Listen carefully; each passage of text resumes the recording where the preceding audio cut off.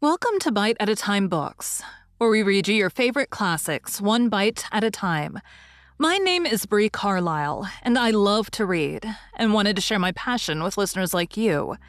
Be sure to follow the show on your favorite podcast platform so you get all the new episodes. Or you can follow the show on YouTube, where we have playlists for all the stories. You can find us on all the social medias at Bite at a Time Books, or on our website, biteatatimebooks.com, where you can also sign up for our newsletter for more information on what we're reading and what's coming next for the podcasts. We're part of the Bite at a Time Books Productions Network. If you'd also like to hear what inspired your favorite classic author to write their novels, and what was going on in the world at the time, check out the Bite at a Time Books Behind the Story podcast, Tuesdays, wherever you listen to podcasts. Today we'll be concluding White Fang by Jack London. Chapter 5. Bite 2. Weedon Scott pressed a button, and the staircase and downstairs hall were flooded with light. Then he and Judge Scott, revolvers in hand, cautiously descended. There was no need for this caution. White Fang had done his work. In the midst of the wreckage of overthrown and smashed furniture, partly on his side, his face hidden by an arm, lay a man. Weedon Scott bent over, removed the arm, and turned the man's face upward. A gaping throat explained the manner of his death. "Jim Hall," said Judge Scott. And father and son looked significantly at each other. Then they turned to White Fang. He too was lying on his side. His eyes were closed, but the lids slightly lifted in an effort to look at them as they bent over him, and the tail was perceptibly agitated in a vain effort to wag. Weedon Scott patted him, and his throat rumbled an acknowledging growl. But it was a weak growl at best, and it quickly ceased. His eyelids drooped and went shut, and his whole body seemed to relax and flatten out upon the floor. "He is all in, poor devil," muttered the master. "We'll see about that," asserted the judge, and he started for the telephone. "Frankly, he has one chance in 1,000, announced the surgeon after he had worked an hour and a half on White Fang. Dawn was breaking through the windows and dimming the electric lights. With the exception of the children, the whole family was gathered about the surgeon to hear his verdict. "One broken hind leg," he went on. 3 broken ribs, one at least of which has pierced the lungs. He's lost nearly all the blood in his body. There's a large likelihood of internal injuries. He must have been jumped upon, to say nothing of 3 bullet holes clear through him. 1 chance in 1,000 is really optimistic. He hasn't a chance in 10,000. But he mustn't lose any chance that might be of help to him," Judge Scott exclaimed. "Never mind expense. Put him under the X-ray. Anything. Weedon, telegraph at once to San Francisco for Dr. Nichols. No reflection on you, doctor, you understand. But he must have the advantage of every chance." The surgeon smiled indulgently. "Of course I understand. He deserves all that can be done for him. He must be nursed as you would nurse a human being, a sick child. And don't forget what I told you about temperature. I'll be back at 10 o'clock again." White Fang received the nursing. Judge Scott's suggestion of a trained nurse was indignantly clamored down by the girls, who themselves undertook the task. And White Fang won out on the 1 chance in 10,000 denied him by the surgeon. The latter was not to be censured for his misjudgment. All his life he had tended and operated on the soft humans of civilization, who lived sheltered lives and had descended out of many sheltered generations. Compared with White Fang, they were frail and flabby, and clutched life without any strength in their grip. White Fang had come straight from the wild, where the weak perish early and shelter is vouchsafed to none.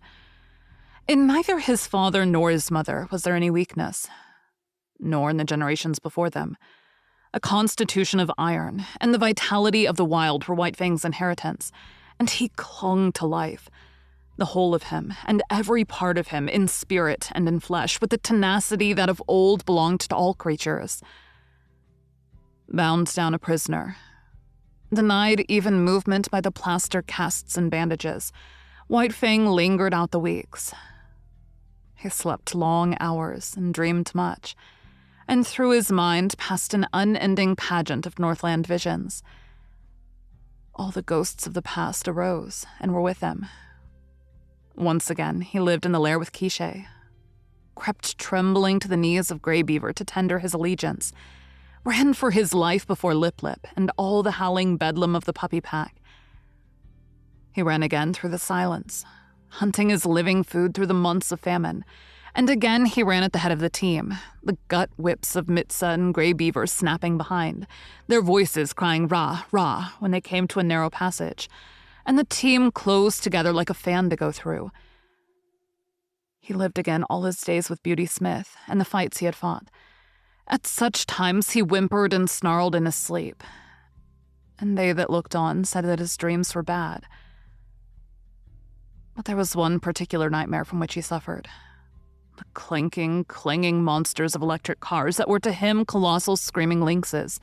He would lie in a screen of bushes, watching for a squirrel to venture far enough out on the ground from its tree refuge. Then, when he sprang out upon it, it would transform itself into an electric car, menacing and terrible, towering over him like a mountain, screaming and clanging and spitting fire at him. It was the same when he challenged the hawk down out of the sky. Down out of the blue, it would rush, as it dropped upon him, changing itself into the ubiquitous electric car. Or again, he would be in the pen of Beauty Smith. Outside the pen, men would be gathering, and he knew that a fight was on. He watched the door for his antagonist to enter. The door would open, and thrust in upon him would come the awful electric car. 1,000 times this occurred, and each time the terror it inspired was as vivid and great as ever. Then came the day when the last bandage and the last plaster cast were taken off. It was a gala day. All Sierra Vista was gathered around. The master rubbed his ears, and he crooned his love growl. The master's wife called him the Blessed Wolf, which name was taken up with acclaim, and all the women called him the Blessed Wolf. He tried to rise to his feet, and after several attempts, fell down from weakness. He had lain so long that his muscles had lost their cunning, and all the strength had gone out of them. He felt a little shame because of his weakness, as though, forsooth, he were failing the gods in the service he owed them. Because of this, he made heroic efforts to arise, and at last he stood on his 4 legs, tottering and swaying back and forth. The Blessed Wolf chorused the women. Judge Scott surveyed them triumphantly. "Out of your own mouths be it," he said, "just as I contended right along. No mere dog could have done what he did. He's a wolf." "A blessed wolf," amended the judge's wife. "Yes, Blessed Wolf," agreed the judge. "And henceforth that shall be my name for him." "He'll have to learn to walk again," said the surgeon. "So we might as well start in right now. It won't hurt him. Take him outside." And outside he went, like a king, with all Sierra Vista about him and tending on him. He was very weak, and when he reached the lawn, he lay down and rested for a while. Then the procession started on, little spurts of strength coming into White Fang's muscles as he used them, and the blood began to surge through them. The stables were reached, and there in the doorway lay Carlile, a half-dozen pudgy puppies playing about her in the sun. White Fang looked on with a wondering eye. Carlile snarled warningly at him, and he was careful to keep his distance. The master with his toe helped one sprawling puppy toward him. He bristled suspiciously, but the master warned him that all was well. Carlile, clasped in the arms of one of the women, watched him jealously and with a snarl warned him that all was not well. The puppy sprawled in front of him. He cocked his ears and watched it curiously. Then their noses touched, and he felt the warm little tongue of the puppy on his jowl. White Fang's tongue went out. He knew not why, and he licked the puppy's face.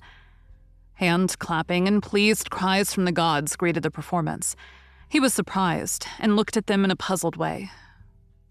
Then his weakness asserted itself, and he lay down, his ears cocked, his head on one side, as he watched the puppy. The other puppies came sprawling toward him, to Carlile's great disgust. He gravely permitted them to clamor and tumble over him. At first, amid the applause of the gods, he betrayed a trifle of his old self-consciousness and awkwardness. This passed away as the puppy's antics and mauling continued, and he lay with half-shut, patient eyes, drowsing in the sun.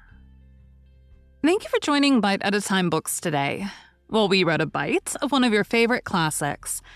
Again, my name is Bree Carlile, and I hope you join us tomorrow for the first bite of The Return of Sherlock Holmes. If you enjoyed our show, be sure to follow us so you get all the new episodes. We would also love for you to drop us a rating on your favorite podcast platform. You can catch us on all the social medias at Bite at a Time Books, or check out our website, biteatatimebooks.com, where you can sign up for our newsletter. Our show is part of the Bite at a Time Books Productions Network. If you would also like to hear about the authors who write the books we read on the show, check out the Bite at a Time Books Behind the Story podcast, wherever you listen to podcasts, or on biteatatimebooksbehindthestory.com.